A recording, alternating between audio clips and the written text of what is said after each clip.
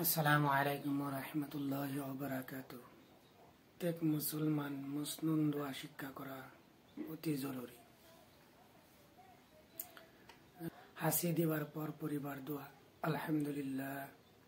হাসির জবাবে পরিবার দোয়া ইয়ারহামুকাল্লাহ।